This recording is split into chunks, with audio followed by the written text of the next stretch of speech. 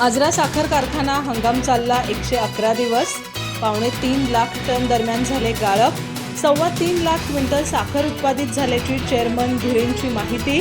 मात्र अद्यापही तालुक्यातील ऊस तोडणीच्या प्रतीक्षेत. आजरा तालुक्यातील वसंतराव देसाई साखर कारखान्याचा यंदाचा गळीत हंगाम 111 दिवसात आटोपण्यात आला. हंगामाची सांगता होताना यावर्षी सुमारे 111 दिवसात 2,64,000 टन गाळप झाले, तर 3,28,450 क्विंटल साखरेचं उत्पादन झालं असून या हंगामात सरासरी 12.42 साखर उतारा मिळाला असल्याची माहिती कारखाना चेअरमन वसंतराव धुरे यांनी दिली.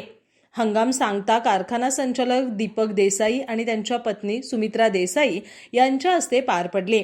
दरम्यान तालुक्यातील अनेक ऊस उत्पादकांचा ऊस तुटलेला नाही. आता कारखाना बंद झाल्याने मोठा प्रश्न निर्माण झाला असून इतर कारखान्यांचा पर्याय शोधण्यासाठी शेतकऱ्यांना फिरावं लागणार आहे. कारखान्याचा गळीत हंगाम यावर्षी किमान 3 लाख टन गाळप करण्याचं उद्दिष्ट ठेवून सुरू झाला. त्यासाठी केडीसीसी बँकेचे अध्यक्ष मंत्री हसन मुश्रीफ यांच्या मार्गदर्शनाखाली जिल्हा बँकेचे मोठे सहकार्य लाभले. पण तोडणी आणि ओढणी यंत्रणेनं मोठी फसगत केली.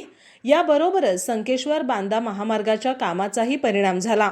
यामुळे आलेल्या नव्या टोळी यंत्रणाही कामावर टिकल्या नाहीत. याचा परिणाम गाळप उद्दिष्ट पूर्ण न करण्यावर झाला. दरम्यान कारखान्याकडे हंगाम अखेर गाळपास दिलेल्या शेतकऱ्यांना त्यांच्या ऊसाची बिले विनाकपात एकरकमी देऊ केली आहेत. याबरोबरच तोडणी आणि ओढणीची बिलं देखील नियमित अदा झाली आहेत.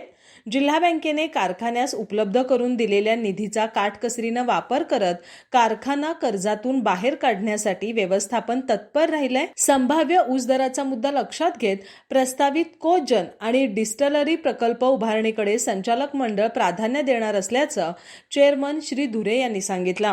यावेळी कारखान्याचे व्हाईस चेअरमन मधुकर देसाई तसंच संचालक उपस्थित होते.